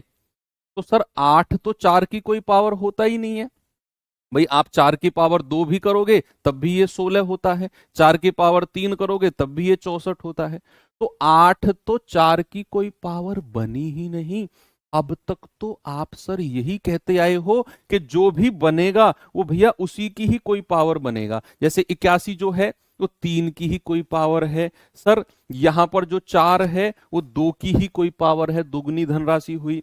सर यहां पर जो 8 है वो 2 की ही कोई पावर है, लेकिन यहां तो सारे जज्बात बदल गए सर। ये 8 तो 4 की कोई पावर बना नहीं। तो फिर हम क्या करें? फिर हम ऐसी कोई कॉमन संख्या ढूंढेंगे। मैंने क्या बोला? हम ऐसी कोई कॉमन संख्या ढूंढेंगे जो 2 की, जो 4 को भी अपनी पावर में लेकर आ जाए और 8 को भी अपनी किसी पावर में लेके आ जाए। यानी कि ऐसी कोई संख्या बताओ जिसकी पावर में 4 भी आ जाए और जिसकी पावर में 8 भी आ जाए। आप कहोगे 2। सर 2 की पावर 2 करोगे तो 4 और 2 की पावर 3 करोगे तो 8। तो क्या मैं सवाल को थोड़ा सा अगर आगे सॉल्व करता हूं तो 4 गुने का मतलब है 2 की पावर 2 और कितने वर्ष में? 6 वर्ष में। 6 वर्ष में। अब मैं इसको 2 की पावर में बनाना चाह रहा हूं। मैंने आपसे क्या बोला? 4 गुना 6 साल में है तो 4 गुने को मैंने लिखा 2 की पावर 2 6 साल में। तो क्या मेरे भाई 6 साल को मैं ऐसे लिख सकता हूं 3+3? बोलिए, क्या मैं इसको ऐसे लिख सकता हूं 3+3? ये बहुत अच्छा कॉन्सेप्ट का सवाल बता रहा हूं। सवाल एग्जाम में आ गया ना तो मुझे ही उल्टा सीधा बोलोगे सर ने यार आप सीधा सीधा पावर वाले समझाए थे, ऐसे थोड़े से उल्टे सीधे आपने समझाए नहीं। समझो, थोड़ा सा ऑपरेशन कर रहे हैं सवाल का हम कि 4 गुना अगर 6 साल में है तो 4 गुने को मैंने लिखा 2 की पावर 2 6 साल। 6 साल को मैंने आधा आधा तोड़ लिया, यानी कि 3+3। क्या अगर मैं आपसे पूछूं 2 की पावर 1 कितने वर्ष में हुआ होगा? आप मुझे बता सकते हो? इसीलिए मैंने आपको शुरू का कॉन्सेप्ट डिटेल में समझाया था कि इधर तो पावर बढ़ती है और समय प्लस में होता है। यही रीजन था जिसकी वजह से मैंने आपको शुरू का कॉन्सेप्ट डिटेल किया था कि जो पैसा, जो धनराशि है वो पावर में चलती है, समय प्लस में चलता है। तो अगर मैंने कहा 2 की पावर 2 3+3 वर्ष में हुआ है तो 2 की पावर 1 कितने वर्ष में हुआ होगा? केवल 3 वर्ष में। भाई 2 की पावर 1 कितने वर्ष में? केवल 3 वर्ष में, क्योंकि पावर को आधा कर दिया तो समय भी आधा हो जाएगा। अब 2 की पावर 1 3 वर्ष में हो गया तो 8 गुना पूछा है ना उसने, तो 8 को मैं क्या कह सकता हूं? 8 को मैं कह सकता हूं 2 की पावर 3। क्या कह सकता हूं मैं 8 को? 2 की पावर 3। तो इस पावर को उठाकर सीधा मल्टीप्लाई कर दो 2 की पावर 1 के समय में, आपका जवाब आ जाएगा 9 वर्ष। आपको क्या करना है? 2 की पावर 1 का समय लेकर आना है। तो 2 की पावर 1 6 साल में है क्योंकि 4 गुना 6 साल में है। तो 2 की पावर 1 कितने साल में हो जाएगा? भाई 6 वर्ष का मतलब है 3+3। 2 पावर है ना, तो 3+3। तो आप कहोगे कि सर 3 वर्ष में होगा 1 गुना। तो 8 गुना कितने में हो जाएगा? 2 की पावर 3, यानी कि 9 साल में। एक और सवाल देता हूं, एक और क्वेश्चन। कोई धनराशि है वो 64 गुना, कोई धनराशि है 64 गुना आपका होती है 7.5 वर्षों में। 64 गुना 7.5 वर्षों में होती। तो जरा मुझे बता दो 16 गुना कितने वर्ष में होगी? देखता हूं कौन बताएगा। कोई धनराशि है 64 गुना 7.5 वर्षों में, तो 16 गुना कितने वर्षों में होगी? ये टिपिकल क्वेश्चंस हैं जो बच्चे के दिमाग को हैंग कर देते हैं कि यार सवाल तो आसान है, ये मैं कर क्यों नहीं पा रहा हूँ। ये आता है उसके दिमाग में, यार क्वेश्चन तो इजी था, ये टाइप भी इजी था, फिर मैं कर क्यों नहीं पा रहा हूं इसको। तो आप कहोगे कि सर 64 गुना 7.5 वर्षों में 16 गुना, ये तो पावर वाला खेल ही नहीं है सर। तो फिर हमें ऐसी कोई संख्या देखनी है जिसकी पावर में 64 भी आ जाए और 16 भी आ जाए। देखो आ तो 2 की पावर में भी जाएगा 16 और 64, लेकिन 2 से बड़ी संख्या मान लो 4। क्योंकि फिर पावर कम हो जाएंगे हमारी, ज्यादा पावर का खेल नहीं रहेगा। आप कहोगे सर 2 की पावर 4 16 होता है, 2 की पावर 6 64 होता है। मैं कहूँगा हाँ, 4 की भी तो पावर होती है 2 और 3, छोटी पावर आ गई ना। तो आपको पता है 64 गुने का मतलब है 4 की पावर 3, कितने वर्ष में? 7.5 वर्षों में। तो 7.5 को 3 हिस्सों में तोड़ दो क्योंकि पावर 3 है। 7.5 को 3 हिस्सों में तोड़ दो क्योंकि पावर 3 है। तो मैं कहूंगा कि भैया 2.5 प्लस 2.5 प्लस का 2.5 है ना, 25 × 3 = 75 होता है। 3 हिस्सों में क्यों तोड़ा? यहां तो 2 हिस्सों में तोड़ा था। जितनी पावर होती है उसी हिसाब से तोड़ते हैं। तो अगर ये पावर 3 है तो समय भी 3 बार प्लस हुआ होगा। तो अगर मैं आपसे कहूंगा 4 की पावर 1, आप कहोगे सर केवल 2.5 वर्ष में, केवल 2.5। हमसे पूछा 16 गुना, तो 16 को मैं क्या कह सकता हूं? मैं कहूंगा 4 का स्क्वायर। तो 2 की मल्टीप्लाई उठाकर सीधा 2.5 में मल्टीप्लाई कर दो। आप कहोगे सर 5 वर्ष में। क्या कहोगे? 5 वर्ष में। तो हो जाएगा इस तरह का क्वेश्चन, कोई प्रॉब्लम नहीं है आपको। यस। एक सवाल और दे देता हूं मैं आपको। मैंने कहा कोई धनराशि जो है वो 27 गुना, कोई धनराशि जो है वो 27 गुना आपका 12 वर्ष में होती है, 12 वर्ष में होती। तो जरा मुझे बताइए वो आपका